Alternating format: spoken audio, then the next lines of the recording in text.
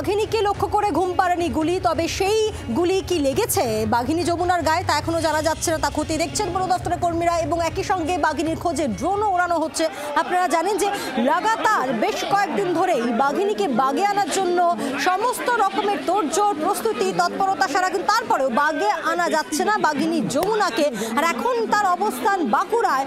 ইতিমধ্যে যেমনটা জানা যাচ্ছে যে বাঘিনীকে লক্ষ্য করে ঘুম পাড়ানি গুলি করেন বনকর্মীরা, তবে তার গায়ে কি লেগেছে সেইগুলি এখনো জানা যাচ্ছে না। একটু আপডেট নিয়ে আমাদের সঙ্গে রয়েছেন মৃত্যুঞ্জয় দাস, আমাদের প্রতিনিধি। মৃত্যুঞ্জয়, আপডেট কি? একেবারে দেখো, বন দপ্তরের যে সমস্ত আধিকারিক বা কর্মীরা তারা কিন্তু বাঘ দেখতে পায় এবং বাঘকে দেখতে পাওয়ার পর যে এক্সপার্ট টিম গেছে সেই এক্সপার্ট টিমকে দিয়ে ট্যাঙ্গুলাইজ করা হয় এবং মুখ্য বনপাল তিনি যেটা জানান যে ট্যাঙ্গুলাইজ করা হয়েছে, তবে বাঘের শরীরে লেগেছে কিনা সেটা কিন্তু এখনো পর্যন্ত নিশ্চিত নয়, তবে তা নিশ্চিত করা হচ্ছে।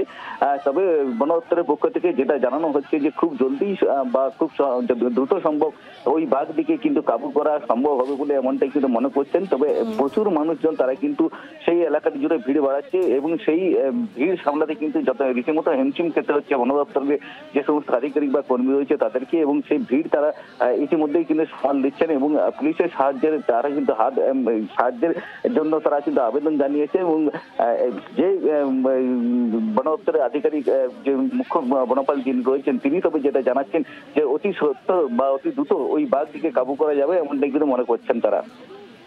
ধন্যবাদ। মৃত্যুঞ্জয় দাস ছিলেন টেলিফোনের প্রতিনিধি। বাঘিনীকে লক্ষ্য করে ঘুম পাড়ানি গুলি, বনকর্মীদের গুলি বাঘিনীর শরীরে লেগেছে কিনা খতিয়ে দেখছেন তারা। যমুনার খোঁজে ওড়ানো হচ্ছে ড্রোন। পুরুলিয়ার মানবাজার থেকে বাঁকুড়ায় অবস্থান বাঘিনীর। রানীবাঁধের গোপালপুর এলাকায় গতিবিধি বাঘিনী যমুনার। পুরুলিয়া বাঁকুড়া সীমানা এলাকাতে গতিবিধি। বাংলার আওয়াজ, বাঙালির আবেগ, জি 24 ঘন্টা।